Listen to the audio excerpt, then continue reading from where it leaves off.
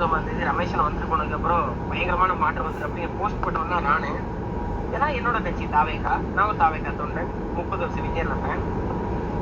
இப்போ ஏதாவது மாற்றம் வந்திருக்கான்னு பார்த்தா ரமேஷன் வந்துட்டு போனதுக்கு அப்புறம் அங்க ஊழல் அதிகமா ஆயிருக்குது.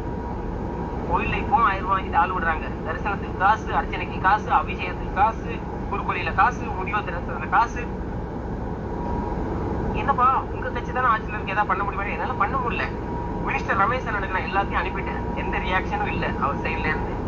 அவர் கொடுத்த ஒரு மெயில் ஐடிக்கு புகாரே அனுப்பிட்டேன், அதுக்கு ரியாக்ஷன் இல்லை. இப்ப நான் என்ன சொல்றேன் அப்படின்னா, தாவேக்காலாம் ரெண்டாவது எனக்கு, விஜய் அண்ணெல்லாம் அப்புறம்.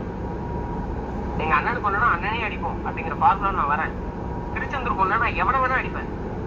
மினிஸ்டர் ரமேஷ் அண்ணா திருச்செந்தூர் கோயில் இவ்வளவு அட்டூழியம் நடக்குது நான் சொல்லியும் சண்முகத்தை இல்லீகலா பூட்டி வச்சிருக்காங்க. நான் உங்களுக்கு எவ்வளவோ வீடியோஸ் எவ்வளவோ போஸ்ட் போட்டு உங்களுக்கு அதை நீங்க ஷேர் பண்ணி நீங்களும் அதை பார்த்துருக்கீங்க.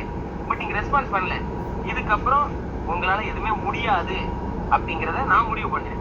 இனி என்னால முடியும் என்ன அப்படின்னா, ஜல்லிக்கட்டுக்கு இணையான ஒரு மக்கள் போராட்டத்தை நான் கையில் எடுக்கிறேன். இந்த வீடியோல